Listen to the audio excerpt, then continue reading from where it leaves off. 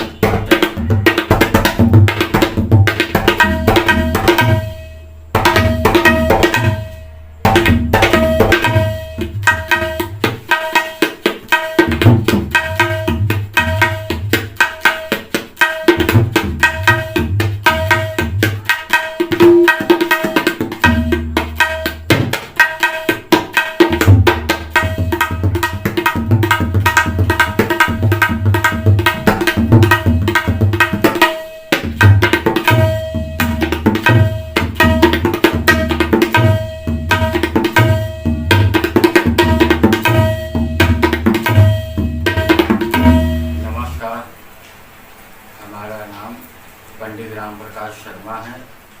धन्यवाद। नमस्कार पंडित जी, आपका बहुत बहुत स्वागत है आपके अपने शो जिसका नाम है कानपुर के सितारे में। तो पंडित जी, जैसा कि आज आप हमारे शो में उपस्थित हैं और भी जितने कलाकार बंधु इस शो में आते हैं, उनसे हमारा और हमारे भाई आशीष जी का हमेशा पहला प्रश्न यही रहता है कि इस शो में आकर आपको कैसा महसूस हुआ, कैसा लग रहा है?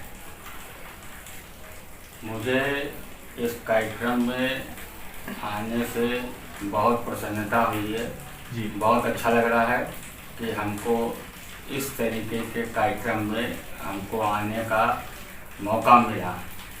और वैसे तो हमने इंटरव्यू कई दिए, परंतु ऐसा इंटरव्यू इतनी सच्चाई और लगन और मेहनत से जो आप कर रहे हैं और इतना अच्छा कर रहे हैं कि जिसका तो हम बयान कर ही नहीं सकते। अब बात करते हैं, हमारे दर्शक भी ये जानना चाहेंगे कि पंडित जी, म्यूजिक में खासकर हम अगर शास्त्रीय संगीत की बात करें तो इसमें कोई ना कोई घराना होता है और गुरु भी होते हैं। तो हमारे दर्शक भी ये आपसे जानना चाहेंगे पंडित जी कि आपका घराना कौन सा है और आप किस गुरु के शिष्य हैं? वैसे हमारा पर्वत सिंह घराना है जी, पखावत अंग है जी।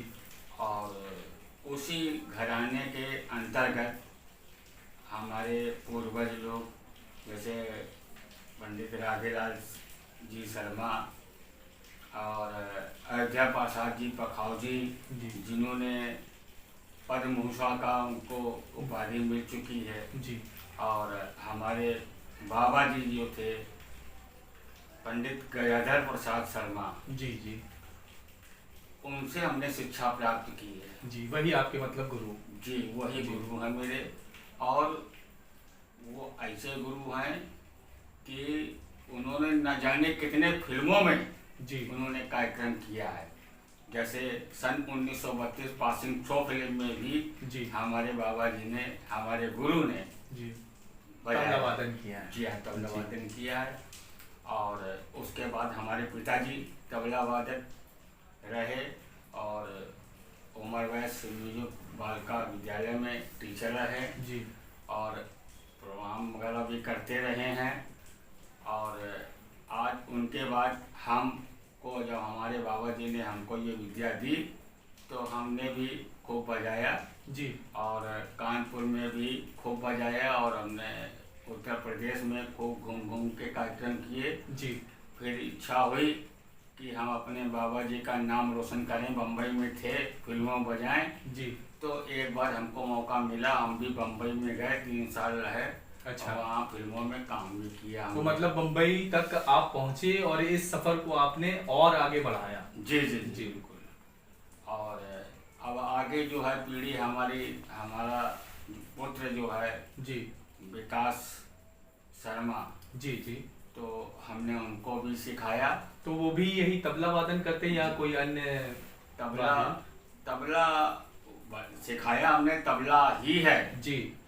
परंतु उसके बाद आजकल के युग के हिसाब से जी। जी समझ फिर गए। उनको शौक जो है नाल का उड़ा। अच्छा अच्छा, नाल का। जी। तो हमने उसको कन्वर्ट कर दिया तबले के बाद नाल।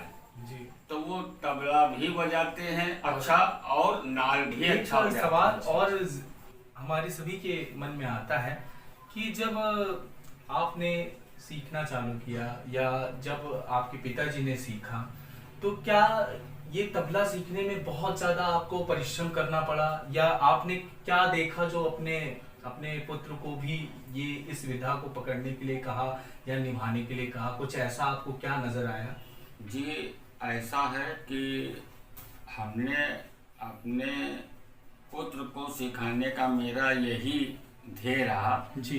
कि हमारी विरासत की चीज जी लुप्त ना हो जाए। बिल्कुल बिल्कुल बिल्कुल सही बात है। इस वजह से हमने सिखाया कि हो सकता है कि ये विरासत चलती रहे और आगे बढ़ती रहे। और बिना पढ़ाई के सर्टिफिकेट वगैरह जो है बनता नहीं है। किसी विद्यालय में कोई जगह निकले जी। तो सर्विस कैसे करेंगे, तो इसलिए हमने उनको डिग्री भी दिलाई संगीत की। जी। पंडित जी, हमारे जो दर्शक हैं उनके मन में कहीं ना कहीं एक विचार उठ रहा होगा कि ये जो तबला वादन है, या जैसा कि लोग कहते हैं कि बहुत ही ज़्यादा कठिन विषय है, तो आपका, जैसे हम लोग ने सुना है और हमारे दर्शक भी जानते हैं कि आप तबला वादन के साथ साथ शिक्षा भी देते हैं, तबले को सिखाते भी हैं और अच्छा तरीका बताते हैं। तो क्या आपके समझ से ये बहुत सरल है या जो युवा पीढ़ी आ रही उनके लिए कठिन विषय है इसको सीखना? आपके हिसाब से क्या सही है? यह विषय बहुत मेहनत का विषय है जी। और मैंने जब इसको सीखा था मेरी उम्र 5 साल की थी। जी। और उस समय पुराने लोग तालीम दिया करते थे। जी तालीम। तो 3 साल की हमारी तालीम रही। जैसे हम बोलते हैं तबले के बोल, जी। ताली लगाना, याद करना, फिर उसके बाद तबला सिखाया जाता है। जी। और तबला सीखने के बाद फिर उसकी इतनी रियाज होती है। जी। हमारे संगीतकारों में, हम लोगों में भाषा कही जाता है चिल्ला लगाना। जी। चिल्ला जो होता है वो 8 घंटे का होता है। अच्छा।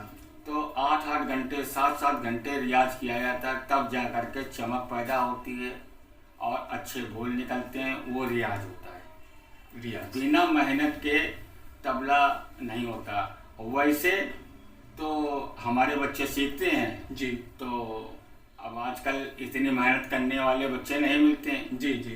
तो लाइट आ जाता है जी।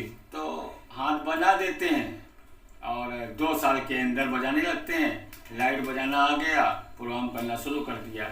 मगर जो क्लासिकल का मामला है जी, ये बहुत कठिन काम है, क्योंकि इसमें बड़ा ख्याल, छोटा ख्याल, तराना, ठुमरी, दादरा, चैती, सभी प्रकार की गायन होती है और उस सबके साथ संगत करना होता है अलग अलग। अब एक ताल का ठेका तो बच्चे सीख लेते हैं जी। मगर उसका ठेका पकड़ना 48 मांत्रे का ठेका लगाना जी। बहुत मुश्किल का काम हो जाता है बच्चों के लिए। जैसे ये ठेका हम बजाने जा रहे हैं जी। किसी ने अगर एक ताल का 48 मांत्रे का ठेका गाया जी। वैसे बोल तो इसका ये है धीन धीन धागे धीना, अट्टा धागे धीना। ये बराबर की लय हो गई। जी। जब गायक गाता है बड़ा ख्याल गाता है तब उसका ठेका जो है बड़ा मुश्किल हो जाता है लगाना सेट करना। जी। अब देखिए हम लगाते हैं 48 मांत्रे का ठेका। जी।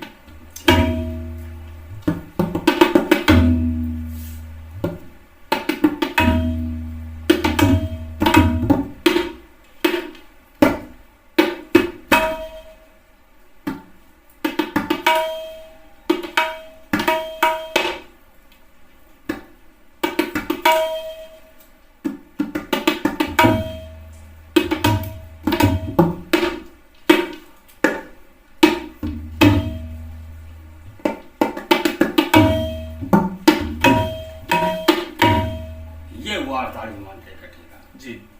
तो ये सब साधने के लिए बड़ी तपस्या का काम है, तपस्या करना पड़ता है तभी हो सकता है।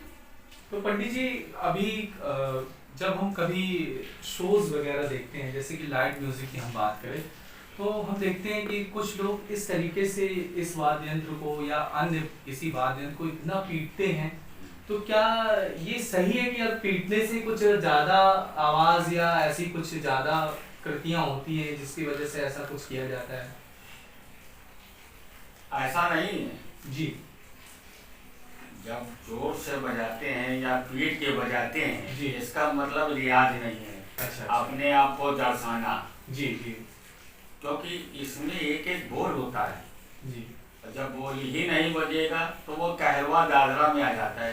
तो पंडित जी हम चाहेंगे कि आप दर्शकों को समझाएं कि ये जो बोल हैं और बोल के साथ किस तरीके से जो वादन होता है कि जो एक एक अंग जो है ताल का एक एक प्रकार लोगों के समझ में आए, ऐसा कुछ आप हमारे दर्शकों के लिए कुछ सुनाया ताकि उनको भी ये समझ में आए कि हाँ ये कितना कठिन विषय है और इसको आसान कैसे किया जा सकता है। देखिए हम आपके सामने ये बताते हैं कि किस तरीके से लाइट म्यूजिक बजता है और क्या क्या बोल उसके होते हैं। जी। अब धीन ता धीन धीन ता कर धीन ता धीन धीन ता कर धीन ता धीन ता कर धीन ता धीन धीन ता कर धीन ता धीन धीन ता कर धीन ता धीन ता कर। अब कहरवा जो है उसका शुद्ध बोल क्या है? धागे ना तीनक के धीन। मगर आज के युग में धागे ना तीनक धीन कोई बजाता ही नहीं है। जी। जी। अब उसको या तो ये कर देते हैं धीन ता धीन धीन ता के धीन ता धीन धीन ता। ये क्या है? ये भी कहरवई है। जी। धा धीना धा धूना। अब ये क्या है? दादरा। परंतु अब इस तरीके से बजाएंगे तो रोचकता नहीं आएगी, किसी को पसंद नहीं आएगा। बिल्कुल बिल्कुल। तो अब इसको ऐसे कर दिया कि ये रोचकता भी आ गई और अच्छा भी लगने लगा।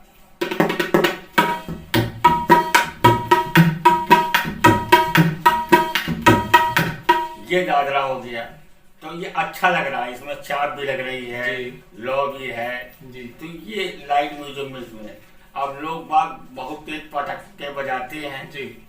तो पटक के बजाने में क्या है? क्या बोल निकलेगा? जी। मीठा होना चाहिए तबला।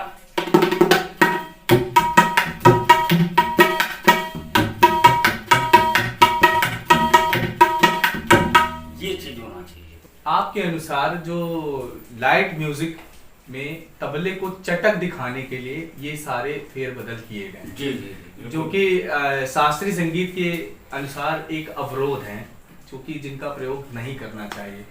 मतलब कि आप भी जाने दर्शकों कि बोल के साथ जब आप बजाते हैं तो तबले की जो मिठास है, जो मधुरता है वो और बढ़ जाती है और वो आपके गाने के साथ साथ लोगों की आत्मा तक पहुंचता है।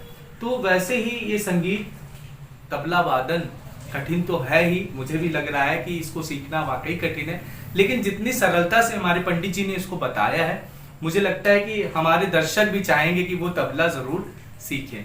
तो पंडित जी एक क्वेश्चन और आपसे करना चाहूँगा कि जैसे कि मैं भी कुछ थोड़ा बहुत संगीत के बारे में रुचि रखता हूँ, जी। तो जैसे कि राग होते हैं उनका एक अपना परिचय होता है, उनकी एक अपनी मिठास होती है, एक अपना मूड, एक अपना मिजाज होता है। तो क्या तबले में भी कुछ ऐसे ताल वगैरह हैं जिनसे हमारे गुस्से का या हमारे दुखी होने का ऐसा कुछ एहसास हो सके, ऐसा कुछ तबले वादन में भी है क्या? जी हाँ, बिल्कुल है।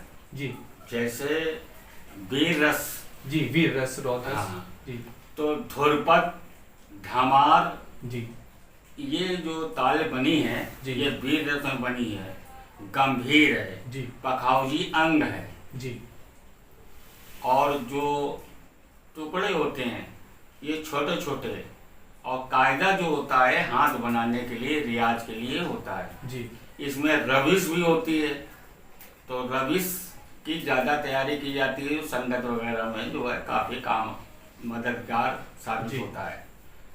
और इससे मन को आत्म शांति के लिए, जी अगर कुछ मन घबरा रहा है या मान लीजिए परेशानी कुछ हो रही है, जी तो एकांत में बैठ करके, दिमाग उलझन में है, एकांत में बैठ जाइए लेकर के और इसका रियाज करना शुरू कर दीजिए, तो मन घबराना बंद हो जाएगा, सब भूल जाएंगे, सब ठीक हो जाएगा।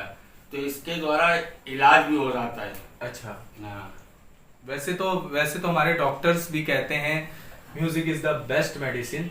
तो आपके कहे अनुसार भी मुझे लगता है दर्शकों आपको भी ये ट्राई करना चाहिए कि जैसे रागों से हम अपनी बीमारियां ठीक कर सकते हैं, वैसे ही तबला वादन भी हमें स्वस्थ बना सकता है। वैसे तो पंडित जी आपने बहुत जगह इंटरव्यू दिए होंगे, बहुत जगह शो भी किए होंगे, बहुत परफॉर्मेंस भी दी होगी, लेकिन कोई ऐसा यादगार पल है जो आप हमारे दर्शकों से शेयर करना चाहेंगे, या ऐसी कोई बात जिसमें आपको बहुत दुख हुआ हो, कभी इस लाइन को भी छोड़ने का मन हुआ हो, ऐसी कोई चर्चा आप हमारे दर्शकों से करना चाहेंगे? हमारे जीवन में परेशानियां बहुत आई हैं। जी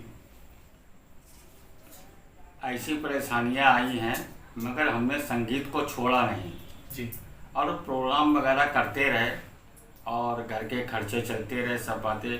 मगर कुछ समस्या ऐसी आई कि घर की, हमारी वाइफ की तबीयत खराब हो गई, उनको पैरालिसिस हो गया। जी इसकी वजह से फिर उनको देखना कि हम संगीत करेंगे, जी इसलिए संगीत का रियाज जो है हमारा छूटा।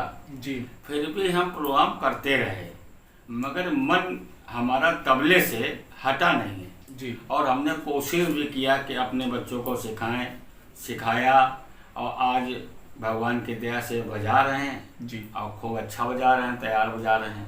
अब ये है कि महाराज आजकल कोरोना जो चल गया था, जी जी तो जी हम तो ये चाहते थे कि कोरोना में भी कुछ ना कुछ होता रहे, मगर बच्चे भी परेशान होते रहे, हम कलाकार भी सब परेशान होते रहे, और घर में बैठे रहे, कार्यक्रम सब बंद हो चुके थे। जी मगर फिर मन में आया कि हमने ये काम सीखा, जी ये काम ना सीख के हम और कुछ काम सीख लेते जी तो ज़्यादा ठीक था, घर में जो है सब चलता रहता। मतलब एक एहसास आपको हुआ? जी परंतु फिर हमने सोचा कि ये कितने दिन कोरोना रहेगा। जी हैं, सरकार हमारी कुछ ना कुछ वैक्सीन का इंतजाम कर रही, ठीक हो जाएगा, अभी फिर कार्यक्रम शुरू हो जाएंगे।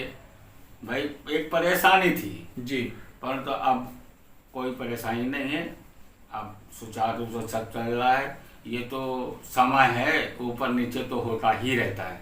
जी एक बार की बात है कि हम आपको बताना चाहते हैं जी कि वैसे कानपुर में 30 साल मैं अफजाल हुसैन खान निजामी के साथ में जी। तबला संगत कार्य करते रहे, जी और उनके साथ ट्यूशनें वगैरह करते रहे। उसमें श्री निगम, रेणु निगम वगैरह सभी लोग रहते थे, सब शागिर्द रहते थे, सब बातें। और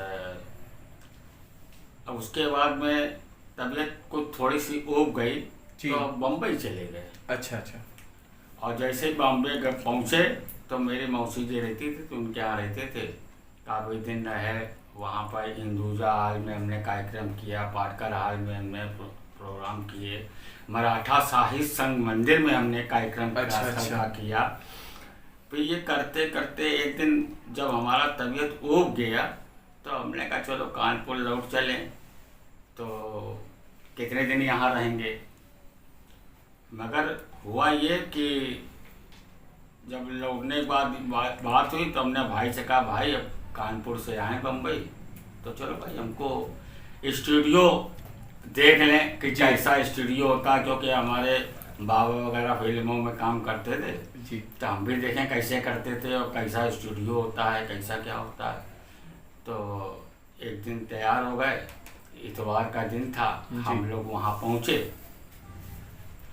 तो वहाँ दरवाज़ा था स्टूडियो का बंद, बहुत बड़ा दरवाज़ा था, दरवान खड़े थे, अंदर जाने को नहीं मिल रहा था जी। परंतु जहाँ हम रहते थे वहीं पे एक सज्जन थे, वो मंदिर में संगीत का कार्यक्रम करते थे जी। तो वो हमको दिखाई पड़ गया। हमने कहा भैया कैसे? बोले मैं स्टूडियो में जा रहा हूँ।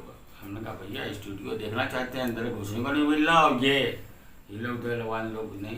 बोले गाड़ी में बैठो, गाड़ी में बैठ गए, अंदर चले गए जी। जब वहाँ पहुँचे उन्होंने हमको सब दिखाया, बोले आज स्टूडियो के अंदर नहीं घुस पाओगे क्योंकि इंटरव्यू चल रहा है। अच्छा। बड़े बड़े म्यूजिशियन बैठे हैं, सब हो रहा। हमने काहे का इंटरव्यू चल रहा है? बोले ऐसा है कि वो फिल्म डॉन है और खाई के पान बनारस वाला का वो इंटरव्यू चल रहा है। अच्छा। और ये सब लोग आए हैं म्यूजिशियन, ये सब बजा रहे हैं और जिसका अच्छा होगा वही इसके अंदर बजाएगा। अच्छा अच्छा। परंतु नॉमिनेशन नहीं होगा। मतलब नाम नहीं बताया जाएगा। क्यों? हाँ। कि जिसका म्यूजिक है जी उसी का नाम लिया जाएगा। जी, जैसे जी। लक्ष्मीकांत प्यारेलाल जी, और जी। फलाना ढिकाना जो बप्पी लहरी, उन्हीं का नाम होगा। अच्छा। उन्हीं के पास। तो हमने कहा चलो ठीक है, एक बार बजाने को तो मिले। हाँ, एक बार मौका तो मिले आप। तो हमने कहा भैया हमको मौका हो सकता है। बोले भैया शेड्यूल खत्म हो चुका है, सब हो चुका है, परंतु अगर आप चाहते हैं तो आखिरी में आपको मौका मिलेगा। अच्छा। 11 बजे पहुँचे वहाँ पर और हम बैठे रहे सब, और बाहर स्पीकर लगा था तो हम सब सुन रहे थे कौन क्या बजा रहा है जी। बजाने वाले खूब बजा रहे थे अपना। मेरे मन में और फिर 12 बजे 1 बजे लंच हो गया। अच्छा। और हम भूखे के भूखे बैठे, मतलब काफी आपको संघर्ष करना पड़ा। हाँ, और सब खाने चले गए जी। और हमने सोचा भूख लगी थी कि अगर हम बाहर जाएंगे तो अंदर नहीं आ पाएंगे। सही है। इसलिए हम बैठे रहे। बहुत ज़्यादा तकलीफ हुई तो हमने कहा चलो हमको कंपटीशन नहीं करना, अब चलो भैया, समझे। तो ख़त्म नंबर आ गया आपका। नंबर आ गया, बुलाया गया। फिर हमने कहा हमारा नहीं हो पाएगा, भैया से कहा हमने मेरा हो नहीं पाएगा। पहुँचे वहाँ पर, हमने कहा अब होए चाहे ना हो, हमको अपने कनपुरिया स्टाइल में बजा देना है। जैसे गाना शुरू हुआ तो हमने जो है धिन ताक धिन ताक धिन ताक धिन तक तक धिन तन इस तरीके से हमने ठेका लगा दिया दुगुन में, क्योंकि वहाँ के लोग सिंगल बजा रहे थे, है ना। और उसके बाद हमने तो मेरे दिमाग में आया बजा तो दिया, फिर आखिरी में हमने वही सिंगल ठेका बजा दिया एक बार।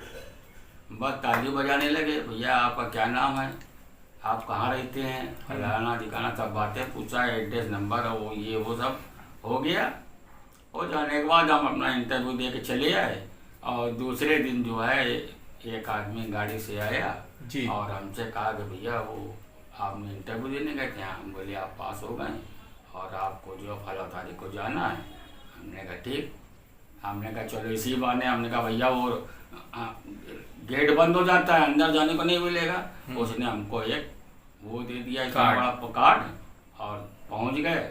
और कौन? हमने कहा ये है, बोले जाइए। चले गए।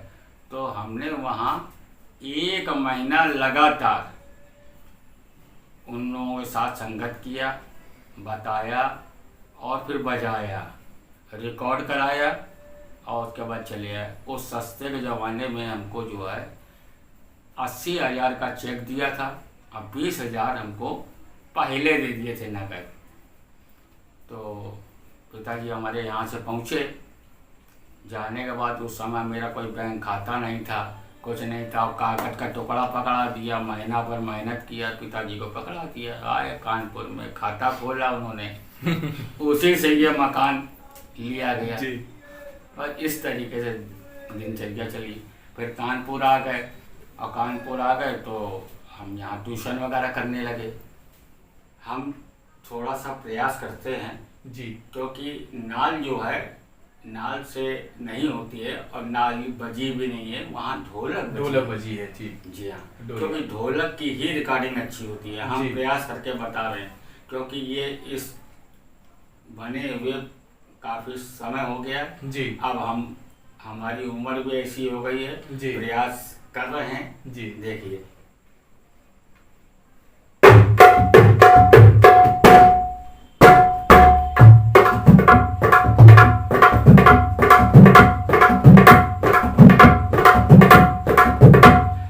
अब इसके बाद होता ये है कि एक पीस 20 में है। जी तो हमने डायरेक्टर को बताया कि ये होना चाहिए।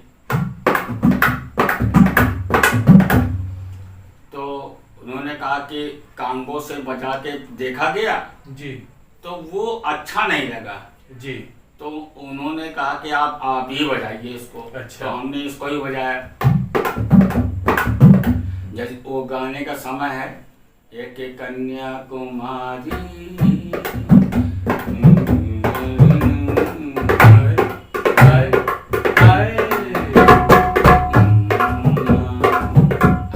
बीच में।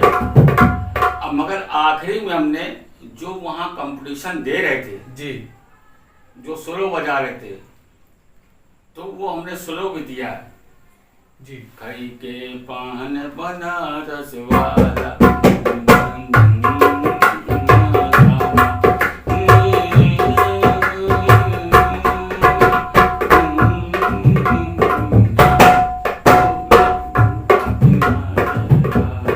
ये है। इस तरीके से हमने बजाया अपने मन से और इतने खोल के बजाया कि इसे लोगों को पसंद आ गया, बुलाया गया तो हमने सेवा भी की। बहुत खुशी हुई ये जानकर कि हमारे कानपुर जैसे शहर में ऐसे कलाकार उपस्थित हैं और जिसकी मुझे आशा थी और हम और आशु भाई ये सोचते थे कि हाँ ऐसा कुछ हमको मिलेगा और आज वो हमारी सोच सिद्ध हुई है और आप जैसे गुणी कलाकार हमें मिले और यही कारण था कि ये शो हम और आशु भाई ने चालू किया जिसका नाम कानपुर के सितारे। और पंडित जी आपसे ये हम रिक्वेस्ट करेंगे कि हमारे शो के लिए और जो हमें दर्शक जी देख रहे हैं और सुन रहे हैं, आपको जो सीख रहे हैं कुछ, इनके लिए आपको कोई संदेश जो आप देना चाहेंगे। हमारा आप आशु जी और नवीन भाई साहब से हमारा निवेदन है कि आपका जो कार्यक्रम जो आप लोगों ने शुरू किया है उसको देखते हुए हमको बड़ी खुशी हुई जी कि हमें यहाँ आने का मौका मिला। और रही बात जो आपने कहा कि फिल्म की बात, तो उस ज़माने में हमने पहले बता दिया कि काम करिए, नाम होता नहीं है जी। और हम किसको क्या बताएं। अब आज इंटरव्यू इस तरीके का हो रहा है तो कम से कम आप लोगों ने, आशु जी ने और नवीन भाई साहब आपने मन की बात कुरेदी जी तो आज बताई। अपने हमको हिम्मत पड़ी हम बताने की और हमने उस चीज़ को जी बयान किया। और बम्बई वाले भी नहीं चाहते हैं कि ये अगर कोई बाहर का कलाकार अगर वहाँ बजाए जी तो उसका कोई नाम नहीं होता, उनको तो पैसा दे दिया जाता, चले जाओ। और नाम तो केवल एक ही का होता है, जिसके होता है उसका है जी। अब वहाँ पर 75 कलाकार लगे तो 75 कलाकारों का नाम एक एक का तो कोई देगा नहीं। और अगर हम कानपुर में आए और हम किसी को बताते हैं तो लोग मजाक समझते हैं, बताओ ये बम्बई में बजा जी, के जी। आए हैं ये वो, तो अपनी हंसी करो। हमने कहा हमें कोई ज़रूरत नहीं, मगर आप लोगों ने जो है सच्चाई जी। आज हमारे मुंह से निकलवाई तो हमने आपको बताया। तो मित्रों, देखा ना आपने कितना सरल और सहज भाव है हमारे पंडित जी का, और इतनी बड़ी बात इनकी जिंदगी में हुई और कानपुर का इतना बड़ा गौरव इन्होंने दिखाया, लेकिन फिर भी अपने मन में इतनी बातें छुपा कर रखी। और यही उद्देश्य है हमारे शो का कि आपकी मन की बात हम पहुंचा सके अपने दर्शकों तक, और यही शो है कानपुर के सितारे। तो जो घर पे बैठे हमें देख रहे हैं और हमें सुन रहे हैं, और आज जो पंडित जी के माध्यम से आपको सीखने को मिला है, तो अपने कमेंट बॉक्स में जरूर लिखिएगा। और आज का शो आपको कैसा लगा है इसको जरूर बताइएगा। हमारी जो छोटी मोटी गलतियां हुई उसको नजरअंदाज करते हुए हमारे चैनल को सब्सक्राइब करिए, लाइक करिए, शेयर करिए। तो करिए चंद पलों का इंतजार, क्योंकि हम आ रहे हैं आपके द्वार। आपका अपना शो, आपकी अपनी पहचान, कानपुर के सितारे।